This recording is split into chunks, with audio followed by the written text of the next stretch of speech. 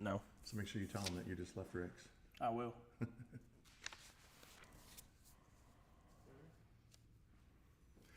Good evening and welcome to the 2022 baseball season. I'm Rick Goff alongside Taber Klinglesmith here to bring you the lineup live from the Athletic Studio in Louisville, Kentucky. We're going to discuss all things tonight baseball related. Taber, we got a great show coming ahead. We got the recap of the 2021 season. We're going to talk about Hall of Fame inductions from this past month here. We're going to talk about steroids a little bit, which is a hot topic when it comes to the Hall of Fame. We're going to talk about 8U, what is better, kid pitch or coach pitch. And then finally, we're going to talk about some pitch count averages in certain situations throughout the season. But before we get started, we got some breaking news here on the lineup. Major League Baseball has reportedly prepared to delay the start of the season up to a month and lose those games. So the owners are digging in, it sounds like, and they're prepared to start the season and lose some games. I get the side of it where the business comes in, the owners, but we're not even close. Not even close. We're not even close, and that's what's worrisome to sports. Baseball fan as ourselves is not even close. That's what worries me is we're not close on the negotiation. Well, the whole thing about it is they're going to fight for what they believe. The players are going to fight for what they believe. And somewhere it's the fans that end up paying for all of this. And the fans will, but at the end of the day, I understand that the dollars drive everything, but it's also the players put those guys in the stands. So I feel like they got to have some leeway. I'm definitely looking forward to seeing how this develops, but. Well, I can tell you one thing, I follow a lot of this stuff on social media and the accounts and through my teams and all the different social medias that I do follow, which I'm sure you follow a lot yourself. And there seems to be a common denominator, and people are telling them, basically, screw it.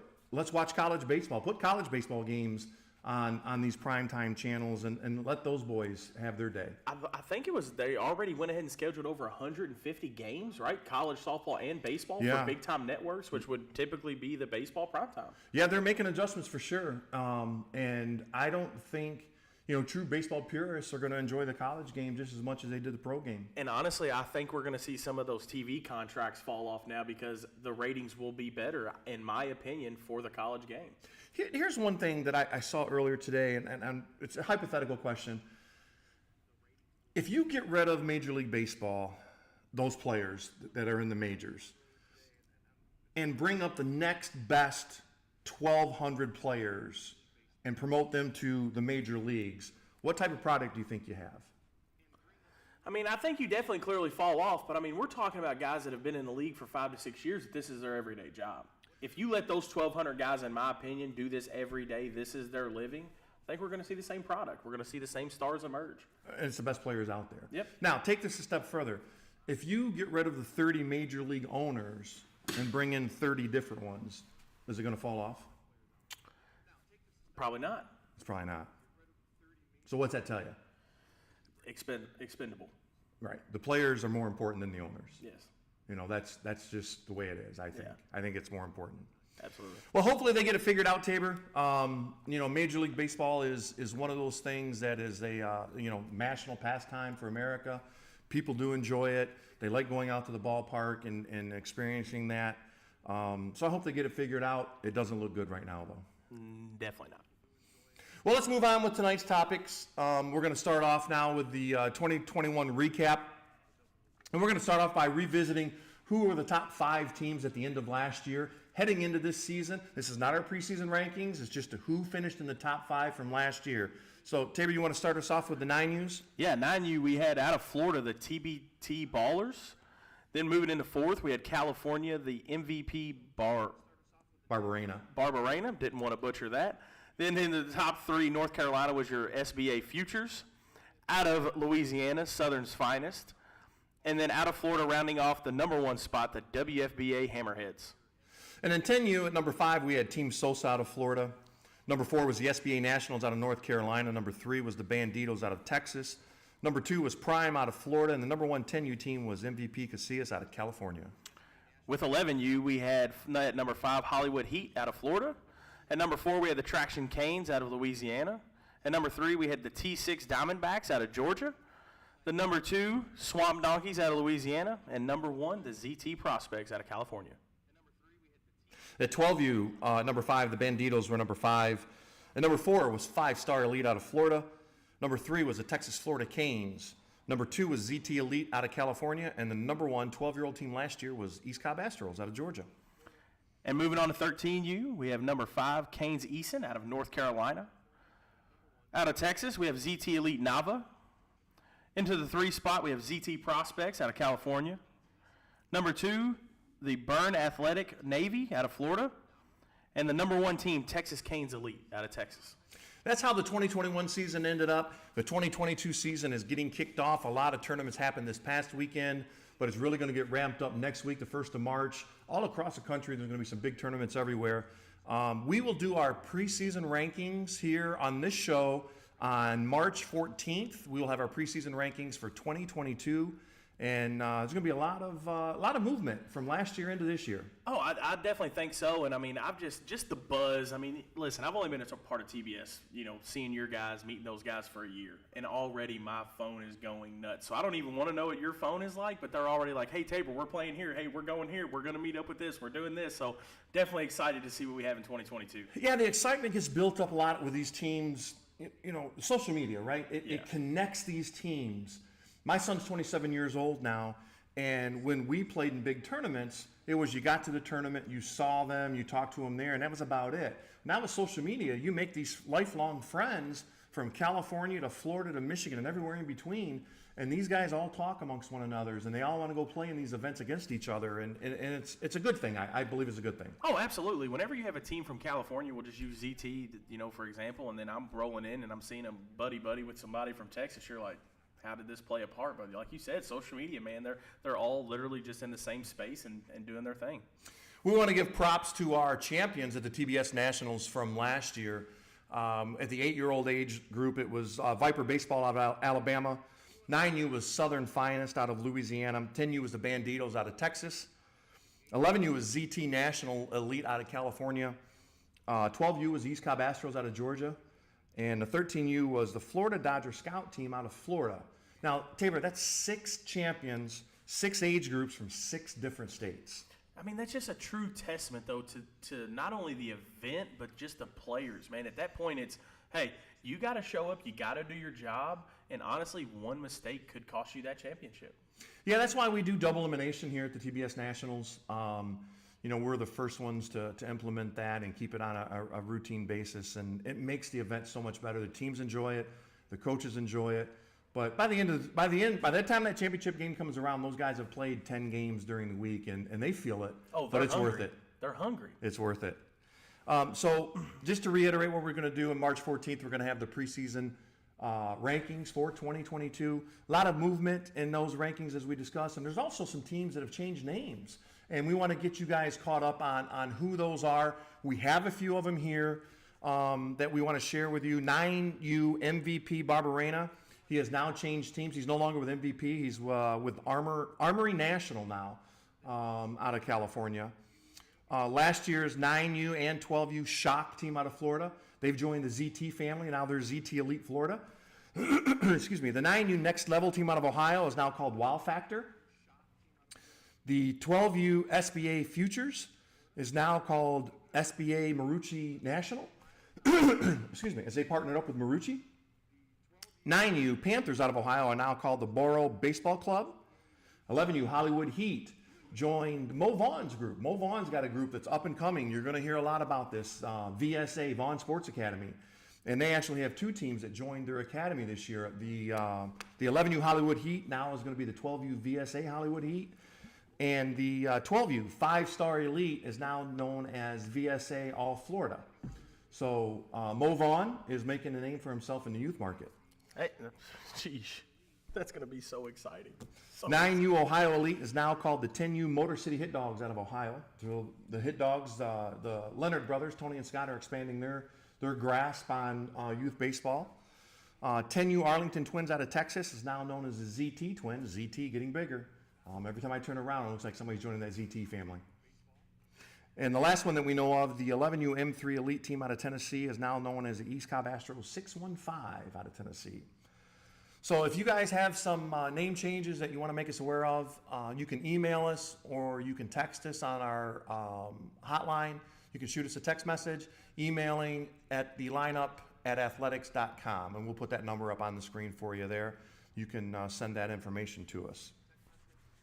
One other thing is you also can email us. We're going to do our top 10 plays of the month. Those were exciting last year. We've seen a lot of great plays from last year.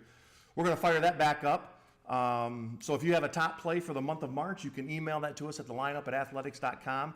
You have until March 31st as the deadline for our first show for the top 10 plays. I'm always excited to see those. Is there going to be a triple play? Man, you know what? We didn't do a end of the year show last year about that, but if we would have, that would have been number one. Had to have. 7-year-old. Oh, 7. 7. That was a 7-year-old team. That was MVP out of California, turned a routine 4-6-3-1 triple play that was not, one of your circus type triple plays. Yeah, the more impressive thing is I don't know. For some reason, I've been telling this story, and I've been telling them that they were 9. So it's even more impressive that they're 7. You give them too much credit. Yeah, You give them too much credit. It was 7U. 7U MVP out of California. That was one of our top plays of the entire year. It was number 1 for that month, but it was also one of the top plays for the entire year. So that's what we got going on there. All right, let's get on to a topic. I know we're a couple of weeks behind on it, but it's still a hot topic, especially between you and I. We've talked about this at great lengths. We're talking about the 2022 Hall of Fame class from this past year. I will shake my head the entire trip that we talk about this. And we're going to, before we go any further, we've got a new member to our staff. Our producer is Brandon Whitley, and he is joining us, taking the place of the gentleman that took over, that did it for us last year. Yeah. But Brandon's joining us, and we want to welcome him. He'll be here every week on our podcast. So, Brandon, welcome to the team. Hello. Thank you, But yeah, we're going to get you a mic here before long so we can get you included in here. But as you can see on the screen behind us, we've got the list, Taber, of the Hall of Fame guys here that were up for ballot. Only one of them got in. So goofy. Only one of them got in. And I'm not even mad that he got in. Like, at some point, I understand he's going to get in, but the only one. And for those of you that may be under a rock and not sure which one of those got in, it was David Ortiz got in. I'm happy that he got in. I thought he deserved to get in. But there's some names up there that people are talking about that didn't get in. I've got 2 guys that I'm surprised that are not getting more recognition. It's probably not the 2 that we're going to end up talking about.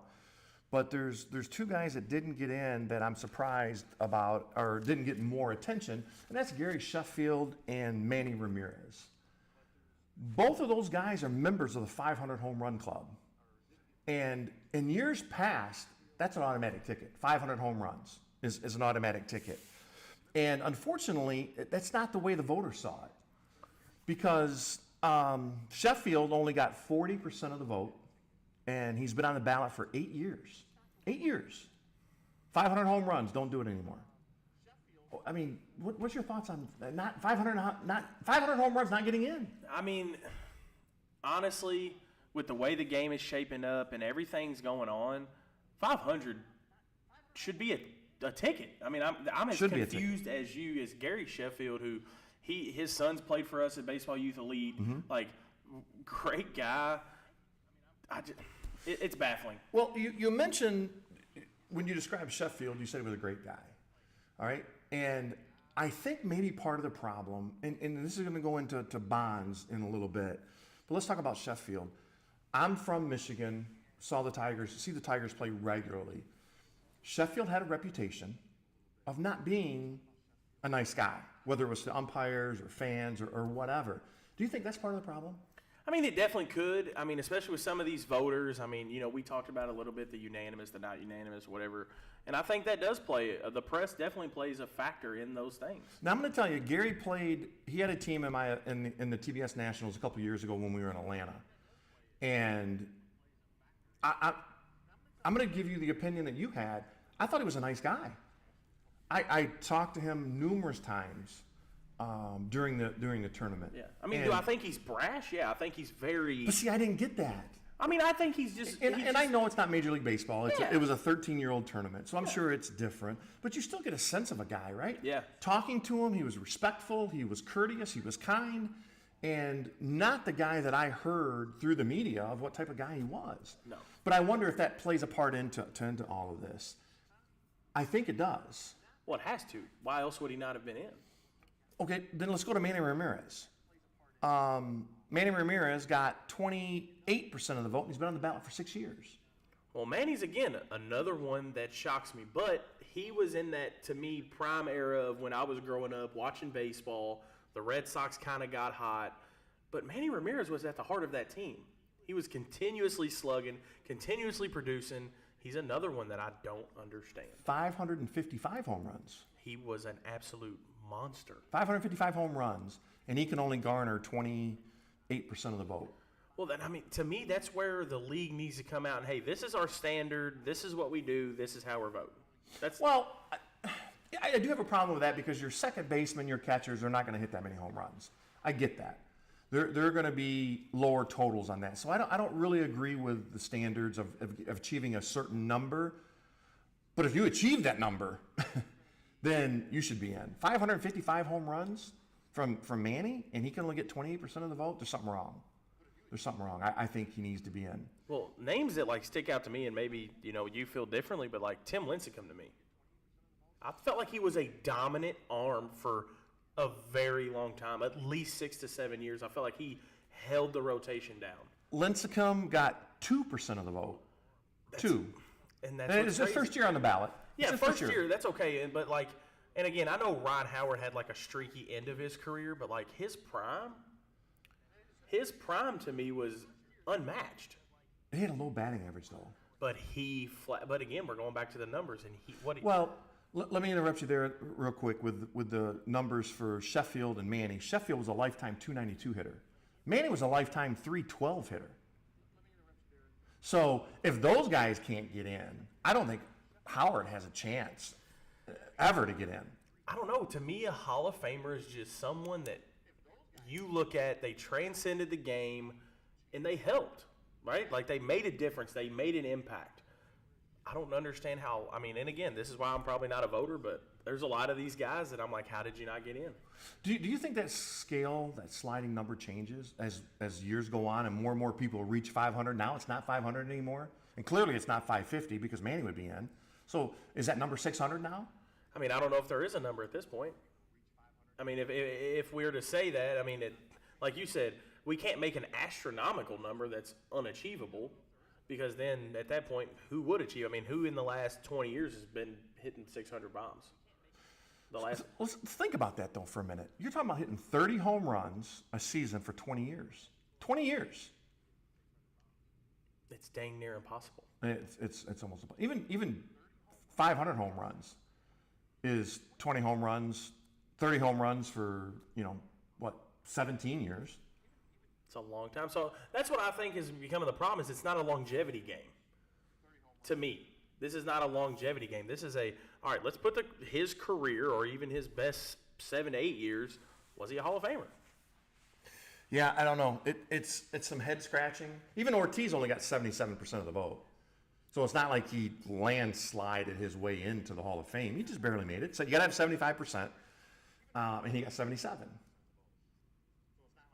Well, now let's talk about the two obvious names. Me and Rick's going to go rounds. The two obvious names on the list, Barry Bonds and Roger Clemens. Their last year of eligibility, they did get the highest number that they achieved. Bonds was at 66% and Clemens was at 65. Well short of the 75. Which doesn't make sense. So you think they should be in? Why would they not? They just came out with the MLB that they're no longer testing players for steroids.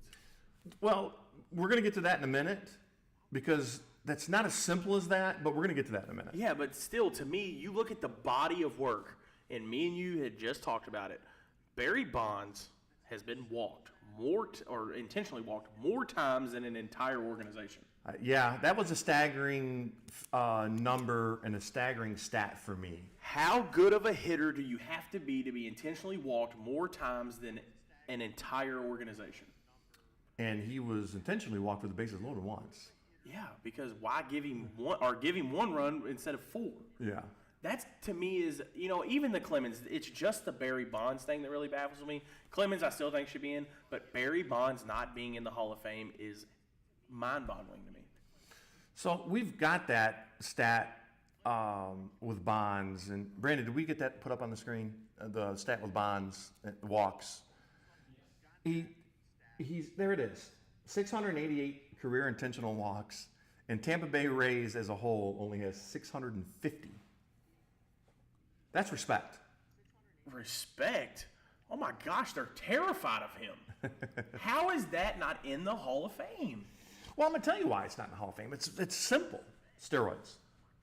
Simple. Over One word. yourself. Simple. Okay, and Pete Rose never bet on any of his games, but he's still not allowed in? Hang on. Now, I will stand by this. I'm consistent in this. Pete Rose, the player, deserves to be in the Hall of Fame. Pete Rose, the manager, should never, ever get in. Not saying that he would, but Pete Rose, the manager, should never be in the Hall of Fame. And Pete Rose, the player, deserves to be in. And I'm okay with that, but like, I just cannot wrap my head around. It doesn't matter, steroids, not steroids, whatever. Barry Bonds is in the Hall of Fame. But he's going to be tied to steroids for as long as you and I both are alive. As long as he's alive, he's tied to that steroid program, which is tainted. Everybody says it's tainted. And people talk about that it didn't improve his numbers, it didn't help his numbers, but it did. Yeah, okay, so they say that the average, I did some research on this because I knew we were going to talk about it. It says if you do steroids, the average ball you're going to hit is going to give you an extra 15 feet. Okay, I'm fine with that, an extra 15 feet. How many bombs did Barry Bonds hit that were well over that threshold? He was putting them in the San Fran River long time. Okay, so then why? The question is, why do it? I mean, I can't answer his personal situations, but I mean, I can speak to, like, I know guys that, like, when you're presented with that opportunity to just get over the hump. Now, again, I'm not condoning this, and I'm not even saying that I agree with the steroid situation, but when you're presented with making $5 to $6 million extra dollars, you're going to invest in yourself. Is it the right way? Probably not. Do you think it extended his career? No. The steroids Come on. No, steroids Come on. Steroids are proven to tear your body down. So a guy that spent 15 years in the league, he was doing steroids that consistent, his body would have broke down. How many 40-year-old players hit 70 home runs? And how many 40-year-old quarterbacks still sling Super Bowl championships? One. Right. One here. One. Barry Bonds is the one. And unfortunately, So you're saying he's an exception to the rule? I don't think he's the exception to the rule, but I'm just saying we can't use the 40-year-old thing because is Tom Brady doing steroids? Is he injecting steroids in his shoulder? Is that why he can still sling it at 40? Right? Like, those are the conversations we don't have, and I'm okay with that, but I just don't think we can hold this against Barry anymore. Well, my take is you can, and they will, as clearly exhibited by the voters. But here's my take on it, too. I think Barry Bonds, I think Roger Clemens, I think Pete Rose will all eventually be in the Hall of Fame. They just ain't going to do it while they're alive. I mean, you've had that conversation, and to me, They're not going to give them the benefit of the doubt. They're not going to give them the satisfaction. I've said this, and I've talked to a lot of people, especially when we talk about coaching, and I feel this way about the league. Put your pride to the side. It ain't about you. It ain't about you. These guys deserve to be in the Hall of Fame. Put them in the Hall. They will. Yeah, well, I'm telling you to do it now. They ain't going to do it now. They're not going to, but I'm telling you to do it now. They're not going to do it now. But they deserve it. But what about the guys in that era that didn't do steroids? Heck, in the early 90s when baseball was dying, I don't know who didn't do it. I mean, I know there was guys. There's guys. I'm There's not guys who didn't do it. Yeah, I don't want to come out and be like, oh, everybody. How's it fair to them? Wasn't fair to them. I would be willing to say that any of the top players in the early 90s, late 90s were on steroids. And here's the thing that I want everybody out there in the audience to understand. It's not really about the home runs, the 15 feet that you referred to. For me, it was that ball got through the 5-6 hole that much faster. That's where I have a problem with it. That ball finds that gap in left center that much quicker. The ball doesn't hang up to where it gets run under and caught. It finds that gap and gets to the wall for a double. Yeah, to where the non-steroid guy doesn't have that little extra power to get that through there. Yeah, but he still had to see. To me, though, he still had to square the ball up. Oh, I'm not disputing that. I'm not disputing He's squaring it still up. squaring the ball up. He's still doing his job. Yeah, maybe he does have a little more butt behind it, but But hey, listen, you know as well as I do, watching Bull Durham, all you need is one or two seeing eye singles, duck snorts to get through the infield, the flares to fall in. It'll raise your average 50 points. Well, so that's funny you said that. So me and Chad just talked about this earlier. The Louisville Sluggers Science Hitting Center guy. One base hit a week, one extra. So like just one more base hit on top of your average raises your average enough to get to the bigs. Just one base hit a week. All right. So now put that guy in steroids. Now all of a sudden he's getting 5 extra base hits a week. Again, not disputing that the steroids thing is wrong or not. What I'm saying is Barry Bonds should be in the Hall of Fame. Well, we're going to agree to disagree. We do that often. We do that often, and on this one I am steadfast. Don't put him in. He'll get put in by the Veterans Committee once he passes. Right, wrong, or indifferent, but that's what's going to happen. Yeah. You know. Now, you mentioned earlier about steroids and Major League Baseball stopped testing for steroids, which is true, but there's also a reason behind it. So the contract expired. That's why they're into the agreements now. And as you can see on the screen, this is what the headline read: is Major League Baseball has stopped testing due to the expiration of the sports drug agreement. As soon as they re-sign and agree to this, they'll go back to testing for steroids.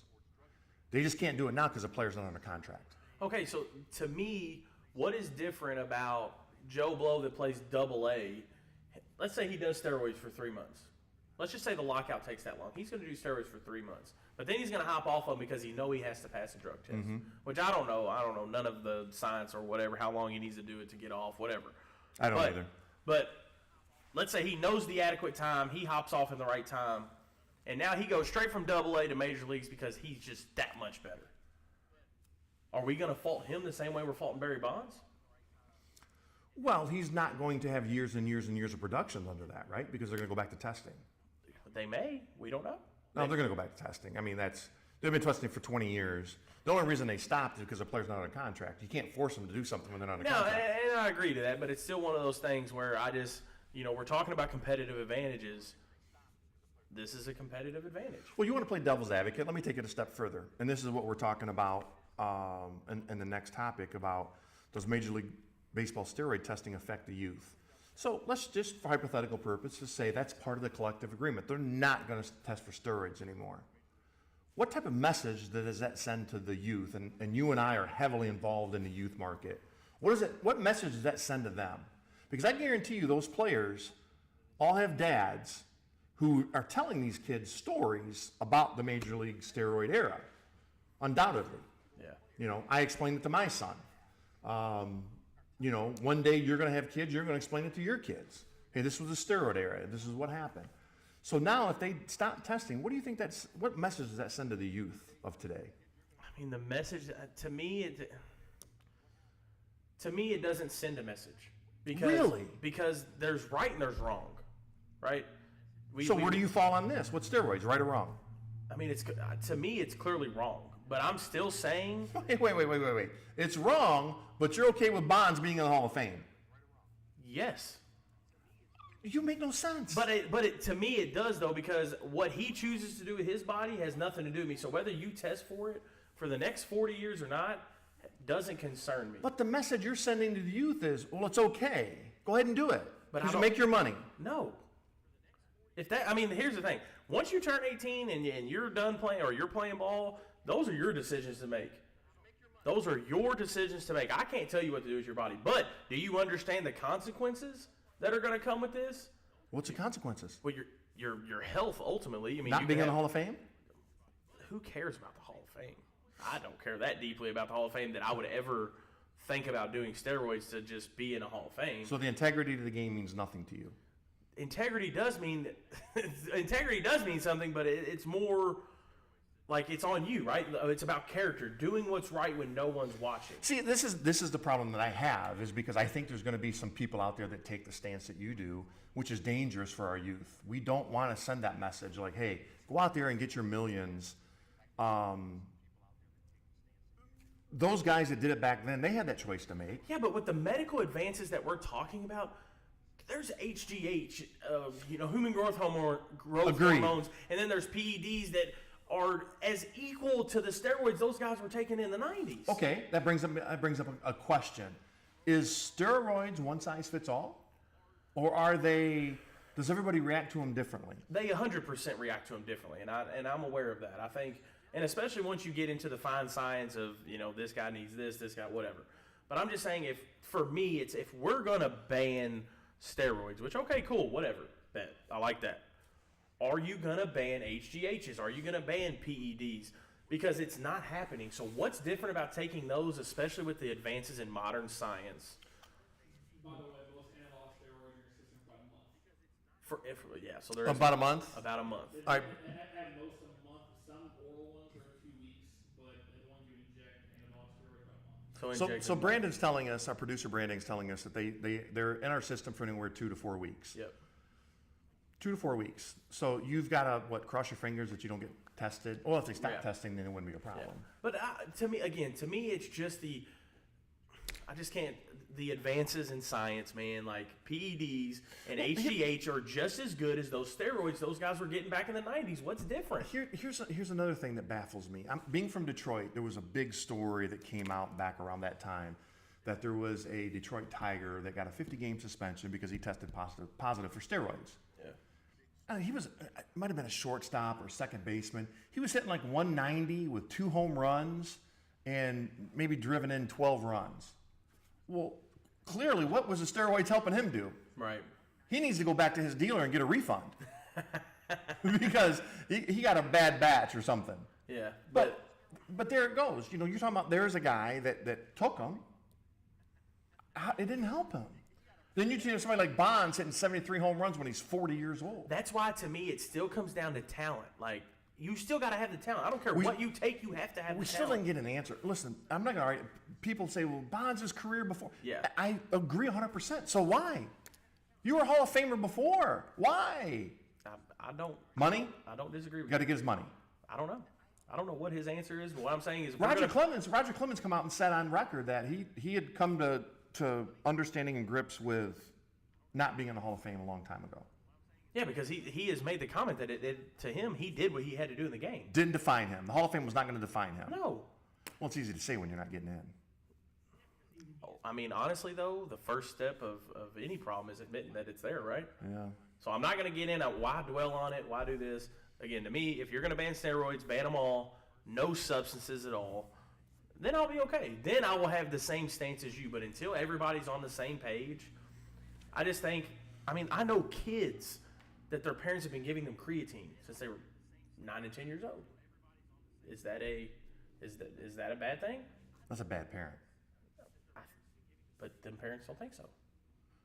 Yeah, I'm not here to parent. No, I'm not either. Kids. I'm just saying, like, those are situations though that we look at like that's a competitive advantage. Like that kid is getting protein and tons of other like vitamins that are going to set him physically over the edge. So like, what's different of the HGH, the PEDs versus your steroids?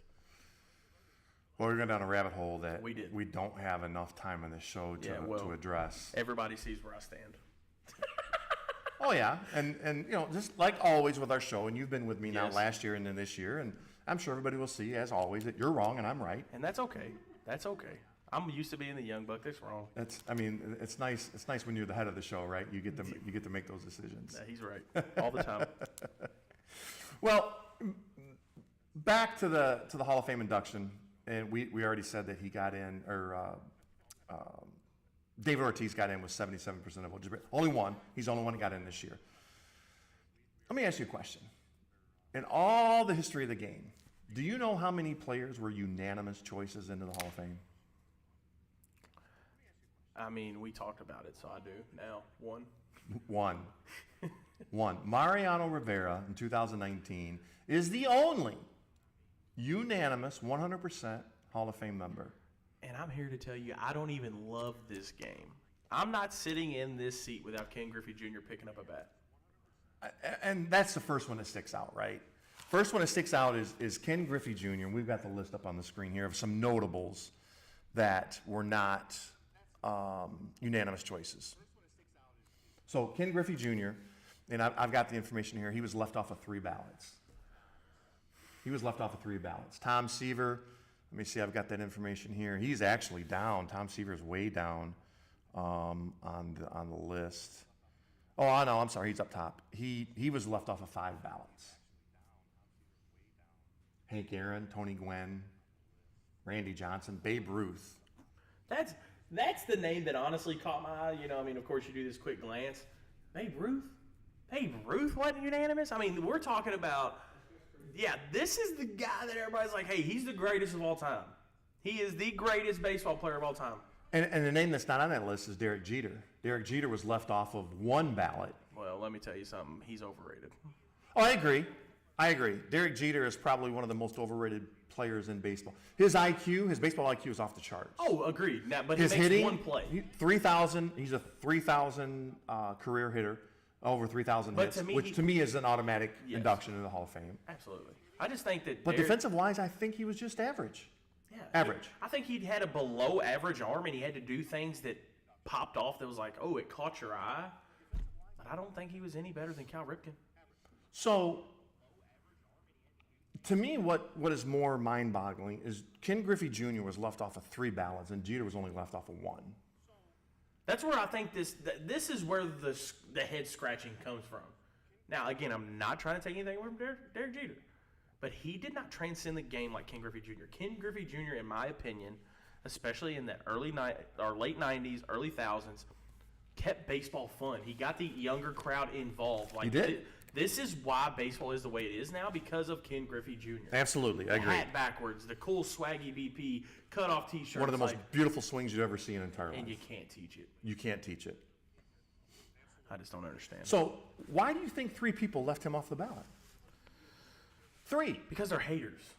And I think with baseball more than... It's got to be personal, right? Don't you think it's got to be personal? Yes, it has to be. It's got to be personal. With the press, there has to be some underlying thing. You didn't give him an interview here or there. Something had to have happened for you to go, nah, that guy ain't worthy. What?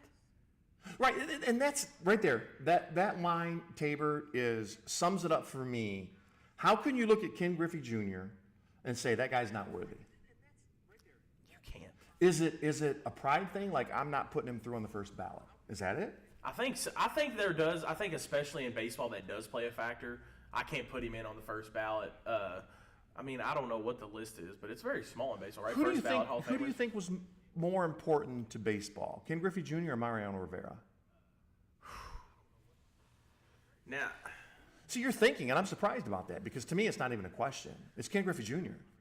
To me, I'm emotionally, I would have said Ken Griffey Jr. because of the attachment I have, right? Emotionally, I would say Ken Griffey Jr. But when you just sit back and think, man, there's been more people walk on the moon than being walked by Mariano Rivera. No, listen, Mariano was fantastic. Yeah. But to me, Mariano was a small part of the game. Well, yeah, because he's a closer. He's a closer. I get that. Ken Griffey Jr. affects the game in so many ways for so many innings over so many days. But I think Mariano Rivera also changed the look we have on a closer. Oh, listen.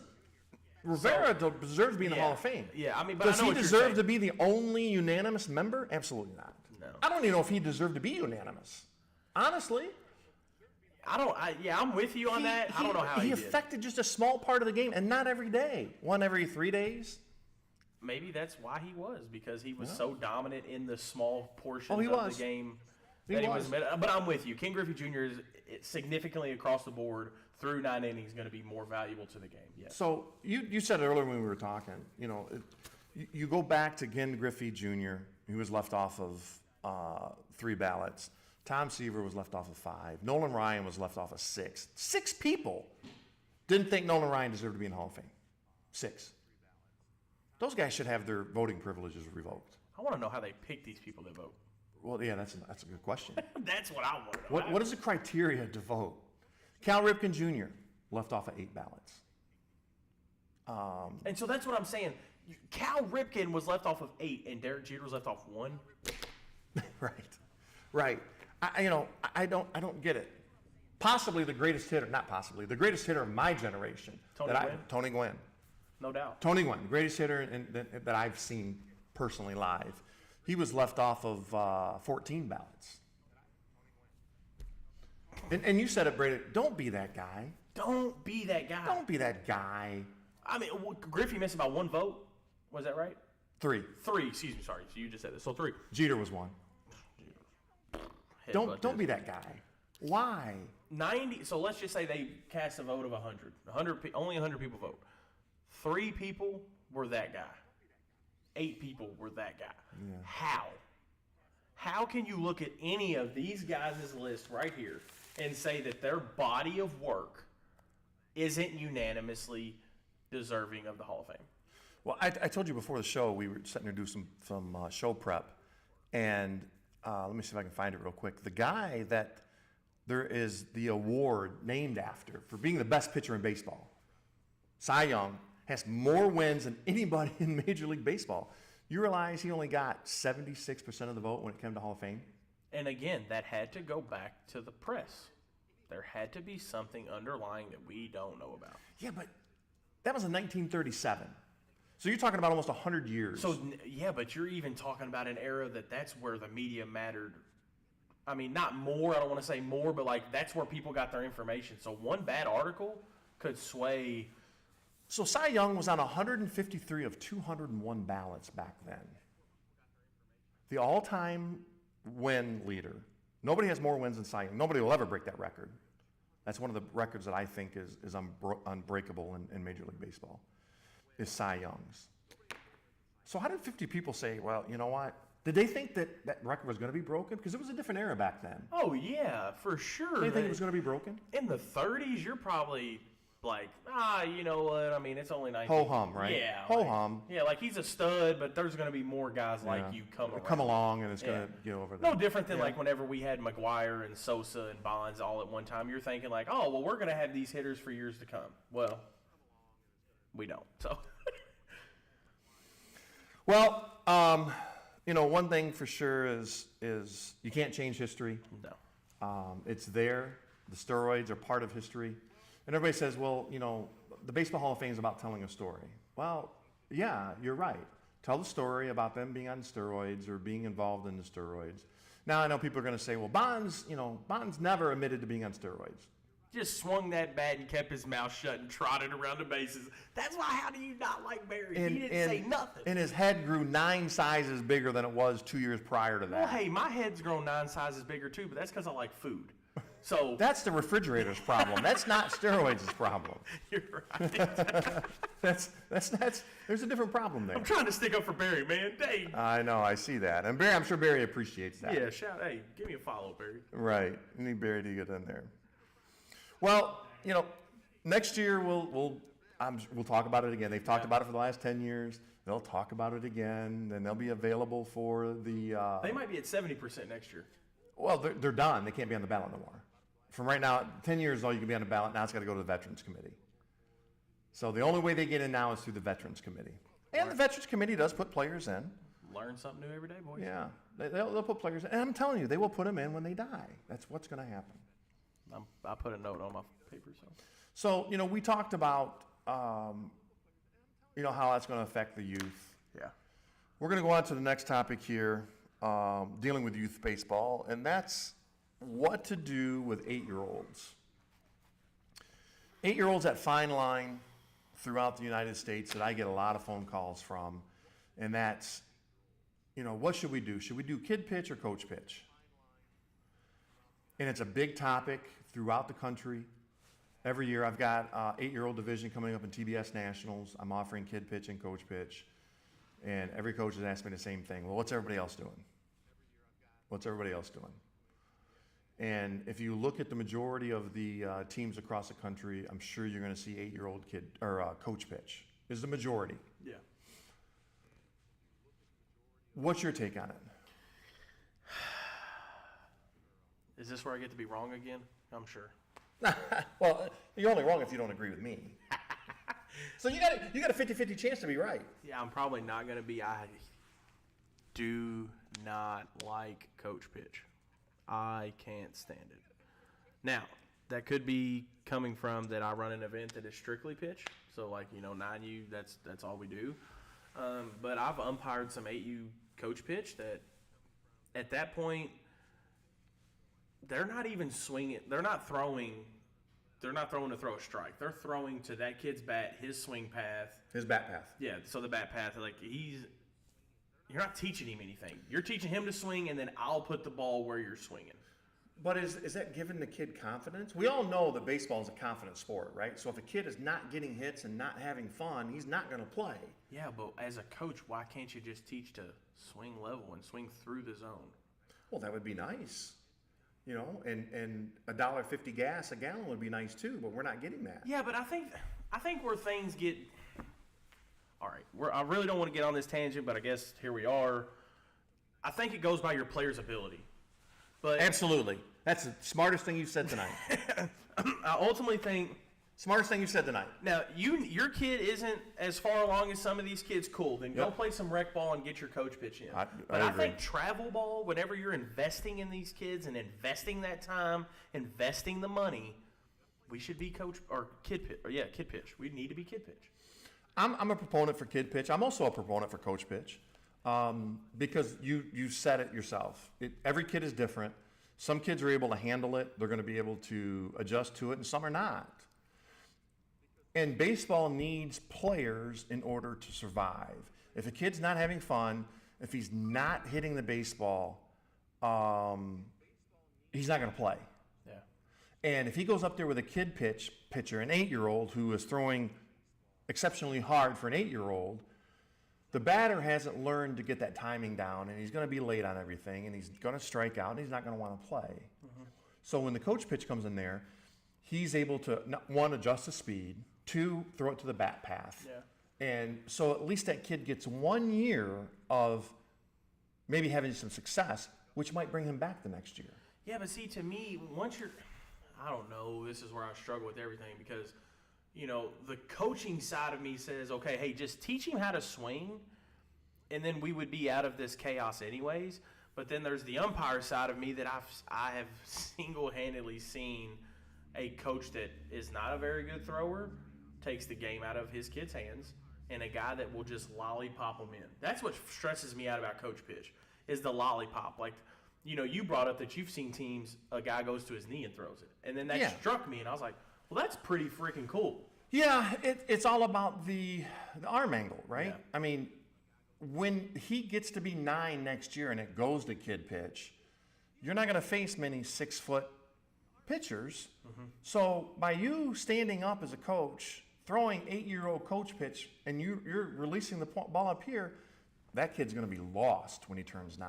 And I agree with that.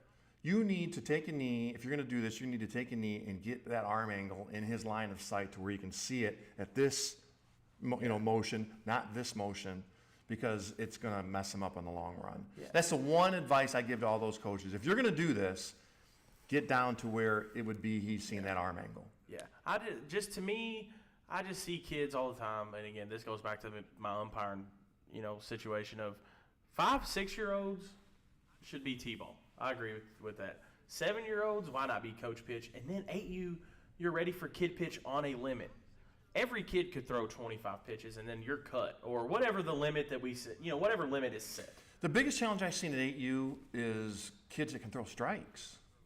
We got to open the zone, baby. White to white, chest to knees, we're swinging. Yeah, but what does that teach that disciplined hitter at 8? And there's disciplined hitters at 8. I don't care what you say. And there is, but at that point, then they're playing 9. Okay, again, I'll buy that. To me, it goes, back to your kid's ability. If he's good enough, he knows that's a ball he's taking, he needs to move up. The sandbagging stuff is what frustrates me more than anything. So, hey, if he's a first-year kid pitch, 8U, he's learning the game, cool. If he's more advanced, move him up to 9U. I think there's an answer for everything, and it doesn't have to involve, I hate coach pitch. Well, I think there's a good mix in there. Some of the coaches that I talk to, they'll mix it up a little bit. They'll do some coach pitch, they'll do some kid pitch. Nothing for me as an umpire or even just a tournament director is frustrating than an 8-year-old kid pitch game that, the pitcher can't throw strikes. And there's just a constantly, walk and a circus around the bases. Nobody gets better from that. Nobody learns anything from that. Yeah, but I've also been a part of the 8U coach pitch game that nobody touches the ball and it's a constant strikeout. Yeah, it's a fine line, and that's why we're talking about on the show tonight, what is best. And I think the ultimate answer is you decide what's best for your team.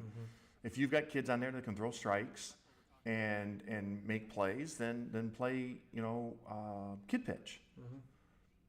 When you have kid pitch and the kid can't throw strikes, it's no different than high school baseball. If your pitcher's not throwing strikes, what's happening to your defense? Get lazy. They get lazy, right? Same thing happens in 8-year-old. Now, if you get a kid that throws strikes and they're putting the ball in play, 8-year-olds are going to start making plays, fielding ground balls and doing that type of thing. Yeah, but to me, them 8-year-olds is where you grab their attention. Hey, let's go. Unfortunately, there's no such thing as overcoaching to me. So is coach pitch, let me ask you this question. Is coach pitch more for the hitter or is it more for your defense because the balls are being put in play? In my opinion, you would have to be doing it for your hitter. Because, again, I've been through those games where I haven't seen a ball hit. And the game ended 0-0. That's got to be rare, though. My first one I ever did, coach pitch. My first one ever. That's why when I walked off the field, I said, I'm done. So do you think that coach goes home at night going, hey, I threw a shutout? I threw a shutout. Threw a no-no. I threw a no-no. Threw a no-no. Yeah, if you're a coach pitch guy, you don't like want the that. game You want now- your ERA to be, 20. No doubt. But like the game that I seen, like the one guy was throwing good strikes. Popping the catcher's glove, and then the other guy was just lollipopping it in, and neither one of them could hit it. Nothing. Not a single lick. Maybe one ball, or that was being dramatic. Maybe 3 or 4 balls hit back to the pitcher, but thrown out at first. That's just bad baseball. Who you telling? I had to sit through it. That's just bad baseball. I had to watch it. And call people out whenever they struck out. That's what's hard for me as an umpire. I could ring up a kid in coach pitch. Because that means that the other guy that was throwing those pitches was better than you. Did his job, yeah. But as coach pitch, it's like swung, miss, maybe put it in play, swung, miss. And then you're like, the kid's looking like, strike 3, sorry, you're out, kiddo. And he's like, what? Yeah, they don't understand. They don't have a grasp of what a strike is yet, right? And that's important. You got to know what a strike is. You got to be able to recognize that. And that's going to bring us to our last topic, because I've got a take on something that I've had numerous conversations with coaches with, and that's pitch count averages for hitters. And what we mean by that is batting averages based on certain counts and certain criterias. And Brandon's going to put this chart up here in just a minute, and we're going to take a look at it here as far as, counts in certain games, what the batting averages are. Now, this is a major league stat that we're looking at here, what major leaguers did. So, but I'm sure it relates to kids. Oh, yeah. I'm sure it relates to kids. When you sent me this, I couldn't wait. I had 3-4 pictures in my phone I couldn't wait to pull up. Yeah. This is always fun because there's one count on here, and I've been coaching a long time. There's one count on here that sticks out to me that I have had numerous conversations with coaches around the country. I'll bet you $20 is 3-0. It's 3-0. How did I know it's 3-0? It's 3-0. And I am a huge proponent of letting my kids swing 3-0. Oh, yeah. And I thought we were going to argue for a second. Dang it. I bet you I talk to 75-80% of the coaches that tell me 3-0 is an automatic take. Now, to me, it's the situation. Well, to me, situations do dictate. Yeah. Now here's the thing. My 3-hole hitter's up, and you ain't gave him nothing, you better swing the bat, bucko, because that might be the only fastball you see. Absolutely. And you better do damage. And now that I've seen this chart, and we've got it here on the screen here, I'm going to be making some phone calls in the next 24 to 48 hours to these coaches that I've had arguments with. And look at that number for 3-0. Look at your batting average for 3-0. 387. Why would you not let him swing? Well, because, think about it. Your 3-0 count, 9 times out of 10, you're getting the fastball. Not only are you getting it, but you're taking some off of it a little too, because you're just trying to get it over. I've seen several kids, even at the high school level or coaching AAU, that I've looked at and said, hey, you got the green light on 3-0, and honestly, they've made them pay every time. Now, here's what I will tell you. We're talking about youth. We're talking about youth kids here. This is major leagues, right? Mm-hmm. So clearly those guys have a understanding of a strike zone. But youth players don't always have that understanding of the strike zone. So I get why some coaches say, oh, no, 3-0's a take, 3-0's a take, 3-0's a take. but you're not teaching them to recognize a strike. Yeah. When I coached, my players all had the green light. I don't care if it was my number 1 hitter, my number 9 hitter, or somebody coming off the bench. It's 3-0, you got a green light until I tell you no. We go back into situations.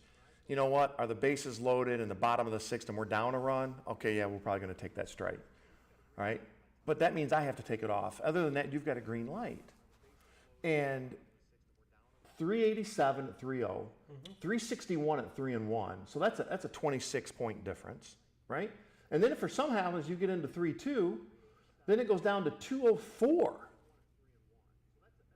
That's 204. So if you're having them take it 3-0, you're 1 strike and a foul ball away from dropping your batting average 180 points. Yeah. Well, like I have here, Troy Silva, I swear by his hitting, and all counts must be approached with an offensive mindset. Absolutely, I agree with that. And I 100% agree with that. And, of course, I mean, he goes through here. Y'all can look that up. I'm not getting into all that. But I preach that to my hitters. All counts must be approached with an aggressive mindset. Like, it doesn't matter. You are there to swing the bat. And if it's 3-0, cool. Full count, that's a little low. I didn't realize that number would be that low. That surprised me, but it's low. Yeah, I mean, 204, I mean, you're dang near in the range of, you might as well have been down 0-2. I mean, that is 57-ish points difference, but ultimately the same result. Yeah. I mean, not very good No. is basically what you're saying. Yeah, Your chances are not very good. No, and seeing this chart is bonkers. So I tell my kids all the time, you have to give yourself a chance when you're swinging. So if you go up there and look at the first 2, one's right down the middle and goes 0-2, look at the average, 149. You're not going to have much success. And that's why, it drives an irk in me when, and you've seen this kid, everybody has seen this kid, where he'll take the first pitch strike. Yep, that was a strike. Oh, yeah, well, quit shaking your head and swing the bat, bucko. Like, because, so we're, instead of first pitch 340, we're down to 319. Which, again, that takes 21 points off of your average just by looking at your first pitch or, letting it go by. So look at the number, Taber. Look at the number up there. First pitch, 340. And if it goes to 1-0 count, it's only 338. It's basically the same. Yep. Basically the same. Yeah, but when that pitcher gets 0-1 on you, man, that changes a lot. Because then you become the chaser. You're not the aggressor at that point. Because now you're on your let me phrase this. At the youth level, what I see is then they become on their toes. They're not swinging. They're doing, how kids are, doing the funky stuff. My rule as a coach was I'll let you swing 3-0 until you prove to me that you don't deserve to swing 3-0.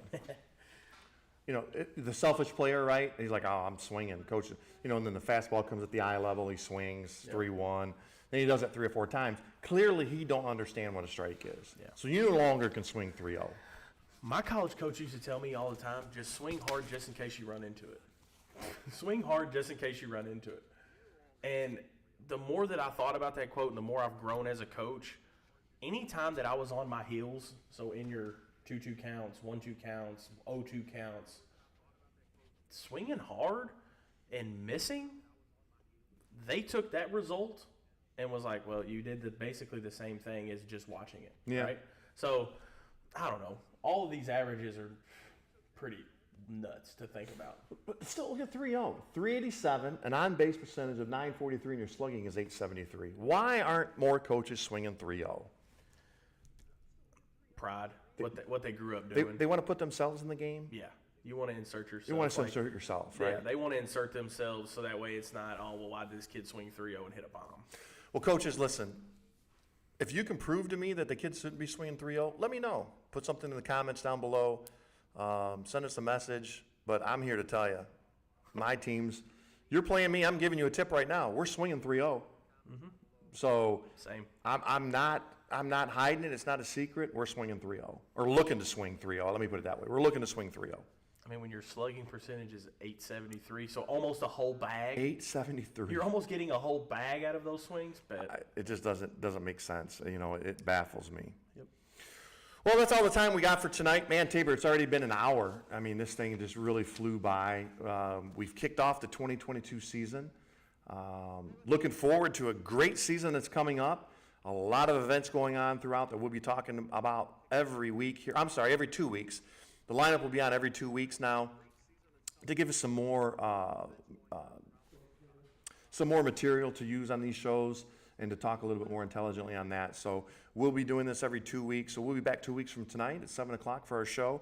I want to remind everyone that we're taking submissions for our top 10 plays of the month of March. You'll have until March 31st to get those in to us. You can send us an email at thelineup@athletics.com. If you have any ideas for stories that you want to see us talk about or topics that you want to see us, send us a text message or email us. Let us know. If we use your idea on air, we'll give you credit for it. And then, once again, we'll have our preseason rankings revealed on March 14th. So looking forward to that. It's going to be exciting. And 2 weeks from tonight, we'll have our preseason rankings. Taber, any last thoughts here before we check out tonight? Barry Bonds should be in the Hall of Fame. Well, it's one man's opinion. Some of you may agree, some of you may not. Some of you might agree with the right guy, which is me, and I say he don't belong. But or that's you right. could agree with the prettier one of us too. So that's not setting the bar very high there. You know, that's a tough choice. But on behalf of Taber Klinglesmith and our producer Brandon Whitley, I'm Rick Goff, your host for The Lineup. Thank you for joining tonight, and we will see everybody in 2 weeks.